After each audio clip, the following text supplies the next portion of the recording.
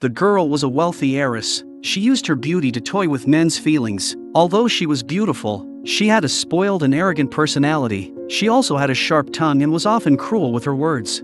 Yet despite her unpleasant attitude, there were always countless men surrounding her, because whoever married her would become the next heir to the company. But suddenly, she was tortured to death in an extremely brutal way. When the truth was finally revealed, the ugliness of human nature would be exposed completely. One day, Detective Kagoro took his daughter Ran and Conan to a luxurious villa deep in the mountains to attend Reika's birthday party. Because Reika was not only beautiful but also the daughter of Shii, the president of the Shii group, she had countless admirers around her. Among them were Takashi, Yuji, Takuya, and Osamu. These four men all wanted to marry Reika, because as long as they became Reika's husband, they would be able to inherit the position of president of the Shii group. Meanwhile, Conan hurriedly searched for the bathroom, but strangely, none of the lights in the hallway were turned on. When he entered the bathroom, he discovered that the light inside was also broken. At that moment, an old woman's voice came from behind him. Her name was Yon,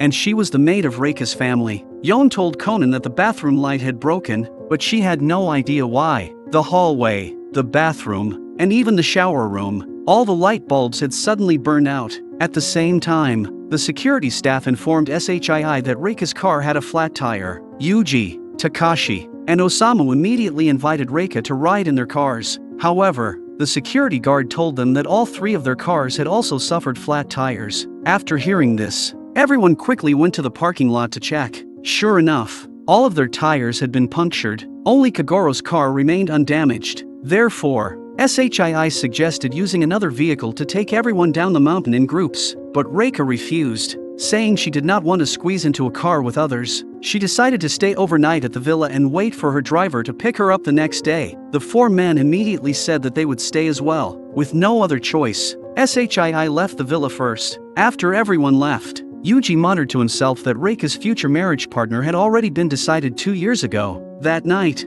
everyone gathered together to play poker. Meanwhile, Reika went upstairs to change clothes. During their conversation, they revealed that they were all members of the same yacht club. They often used Reika's yacht to visit nearby islands for fun. But after the incident 2 years ago, everything changed. As soon as he mentioned this, everyone's expressions became tense. Yuji quickly changed the subject. At that moment, Shoji suddenly realized that Reika had been gone for far too long, so everyone decided to look for her. However, there was no sign of her anywhere inside the villa. Therefore, they decided to search the forest outside. But just then, a sudden rainstorm began. Everyone had no choice but to return to the villa. When Kagoro's group arrived at the entrance, they saw Yuji lying dead in the fountain. Kagoro informed everyone that Yuji had already died. The cause of death was drowning. Kagoro determined that the time of death was only moments ago. The murderer had to be somewhere nearby. Takuya believed that the missing Reika was the biggest suspect, but Kagoro said that she might have already become a victim herself. The most important thing now was to contact the police. Everyone returned to the villa to make a call, but they discovered that the phone was not working. Their cell phones also had no signal. The only option was to drive Kagoro's car down the mountain to call for help. However, Kagoro told them that his car tires had also been punctured. In other words, everyone had been trapped inside the villa. They could only wait until the driver came the next day. Shoji asked Yon to prepare some coffee. Ran followed her into the kitchen to help. The others said they needed to use the bathroom. Meanwhile, Ran was searching for sugar in the kitchen. A mysterious figure appeared behind her and dropped several pills into the coffee. Everyone returned to the living room. Conan immediately asked whether something had happened at the yacht club 2 years ago. Kagoro told him not to ask any more questions, but Conan said that Yuji had mentioned before his death that Reika's marriage partner had already been decided 2 years ago. This matter might be connected to the case. Kagoro agreed with Conan's guess and immediately questioned everyone. He asked what exactly happened 2 years ago. Shoji had no choice but to tell Kagoro that it was a tragic accident. 2 years ago, during a typhoon, they anchored near a nearby island and went their separate ways to have fun. None of them realized that a storm was approaching. When the thunderstorm arrived, most people had already returned to the yacht to escape the rain. Only Yuji and Reika had not returned, but when the island was hit by heavy rain, it would soon be submerged by seawater. Therefore, one person among them took a small boat alone to rescue Reika. However, the only people who returned were Yuji and Reika. The person who went to rescue them never returned. 3 days later, her body was finally discovered floating in the sea. Kagoro asked who the victim was. Yon sadly said that the person was her granddaughter Yako. Kagoro believed that the most important thing now was to find Reika, but the murderer was most likely among them. Therefore, he suggested splitting into pairs to supervise each other while searching separately for Reika. At this moment, Ran suddenly felt very sleepy after drinking the coffee. Yon suggested that she rest on the sofa and promised to watch over her nearby. The others continued searching for Reika. However, they still found nothing. As Kagoro's group walked back, the hallway lights suddenly went out. Everyone immediately rushed to find the main switch. When the lights came back on, everyone discovered that the glass had been smashed. Kagoro speculated that the window had been broken by the murderer. Takuya became extremely furious and immediately rushed out through the window to catch the murderer in the forest. When everyone became separated, Yon found Kagoro and Conan and reminded them that it was very easy to get lost in this forest. When Conan saw Yon appearing here, he suddenly realized that the murderer might have targeted Ran. Sure enough, the unconscious Ran was taken away by the murderer and was pushed beside the fountain, almost drowning her to death. Fortunately, Conan returned in time and saved her. Conan suddenly noticed that the microwave door, which had been left open earlier, had somehow been closed. Moreover, it was still warm. Kagoro was shocked when he learned that Ran had been attacked. Conan told him that Ran had been drugged with sleeping pills. Kagoro suspected that the murderer was attacking people randomly. Conan asked Yon whether anything strange happened during the blackout. Yon could only vaguely remember that a warm breeze had blown past her. Immediately afterward,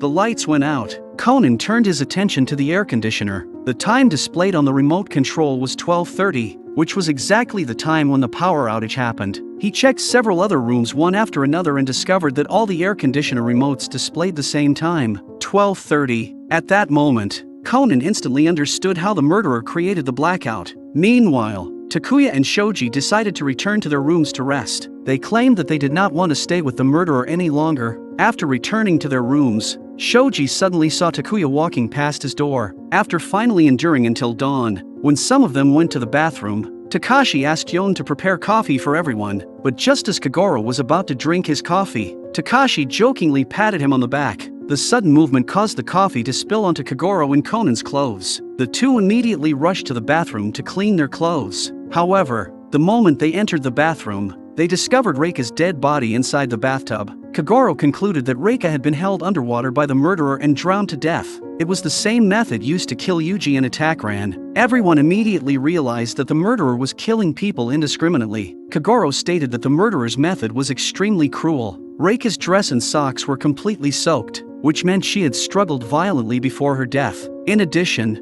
there were obvious marks of restraint on her wrists. There were also traces of tape around her mouth. This indicated that before she was killed, she had been imprisoned somewhere by the murderer.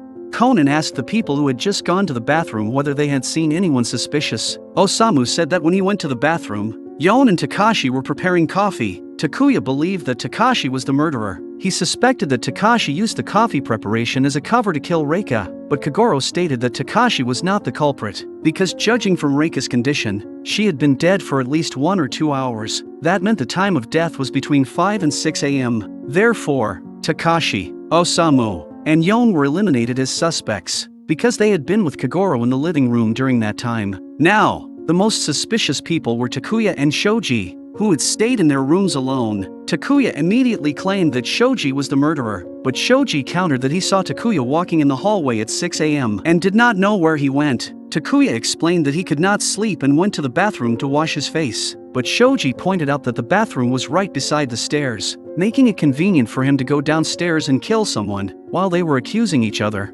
Conan examined Reika's body again. He discovered that there were also tape marks on Reika's legs. Furthermore, her entire dress was soaked. Normally, if she had drowned because someone pressed her head underwater, her clothes should not have become this wet. Meanwhile, the others discussed where Reika had been hidden before her death. They had searched the entire villa but could not find her anywhere. Kagoro believed that the most likely place to hide Reika was inside a car trunk. Therefore, only Takuya and Shoji had enough time to commit the crime. Conan kept thinking, if Reika had really been hidden in the car trunk, why didn't the murderer just kill her outside instead of going through the trouble of moving her into the bathtub? Conan turned the bathtub faucet on, but instead of coming out from the faucet, the water suddenly sprayed from the shower head. At that moment, Conan instantly understood everything. He knew who the murderer was, so he immediately shot Kagoro with a tranquilizer dart. Then, using Kagoro's identity, he began his deduction. Conan asked everyone to remove their jackets. When he saw the water stains on their shirts,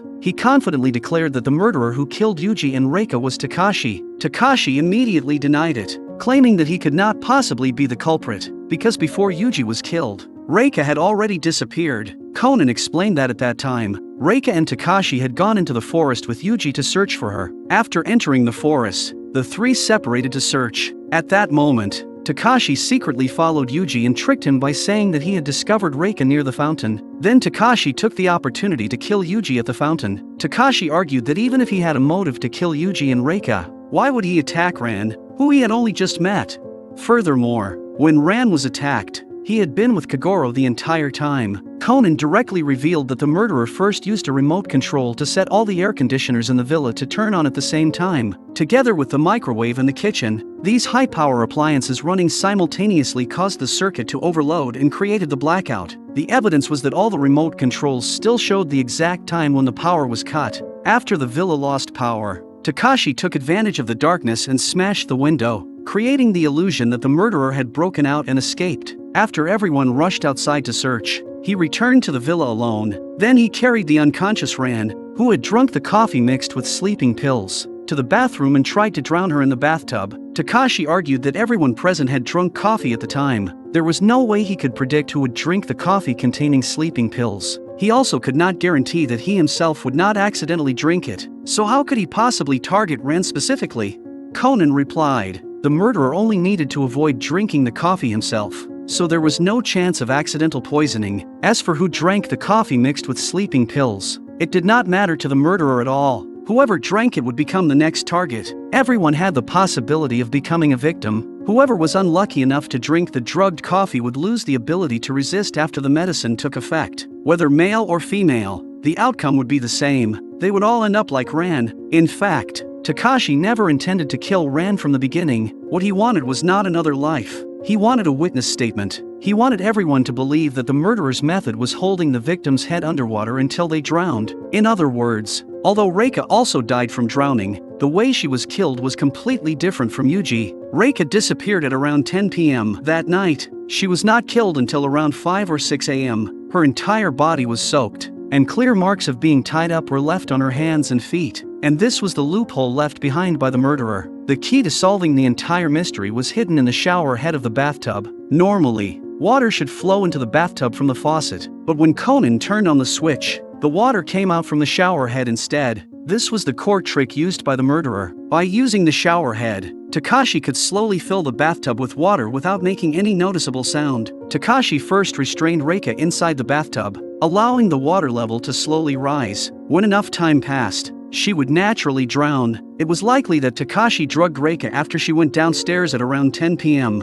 Then he tied her inside the bathtub, adjusted the water flow, and controlled the speed at which the bathtub filled. This ensured that Reika would drown between 5 and 6 a.m. By doing this, Takashi created a perfect alibi for himself. At around 7 a.m., he pretended to go to the bathroom. Then he adjusted Reika's body after her death, placing her head toward the inside of the bathtub. This was also the true reason why he attacked Ran. He wanted everyone to firmly believe that the murderer's method was always forcing the victim's head underwater. However, this method had one fatal weakness. Reika, who was restrained inside the bathtub, could have been discovered by someone searching the villa. Therefore, Takashi deliberately destroyed all the nearby light bulbs beforehand. This forced everyone to avoid the bathroom and search other areas instead. That was also why when Takashi searched for Reika with everyone earlier, he actively suggested checking that bathroom. After hearing Kagoro's deduction, Takashi still refused to confess. He demanded that Kagoro provide solid evidence. Conan stated that the evidence was the water stains on Takashi's white shirt. The water stains on Osamu's sleeves were caused by accidentally splashing water while washing his hands. The water stains on Takuya's collar were caused when he washed his face. But the water stains on both of Takashi's elbows were the real evidence. Takashi hurriedly explained that he got them while washing his hands. Conan replied, if Takashi had not taken off his jacket, it would have been impossible for water to reach his elbows. But earlier,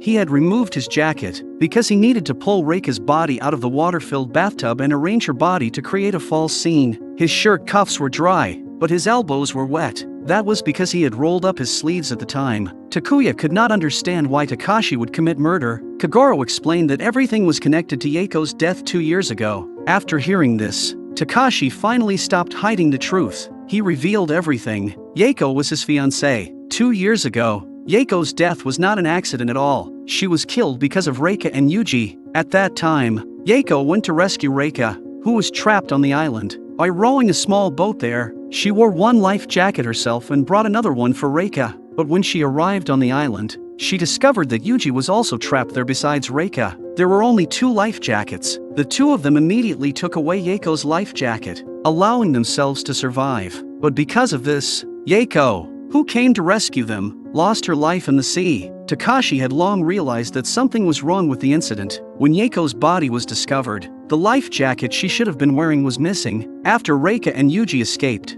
they continued to claim that they had never seen Yako. Osamu asked whether this could all have been a misunderstanding, but Takashi said that before killing Reika and Yuji, he had confronted them directly. They both personally admitted that they were the ones who caused the death of the woman he loved most, Yako. Although he had finally achieved his revenge, the punishment of the law was still waiting for him.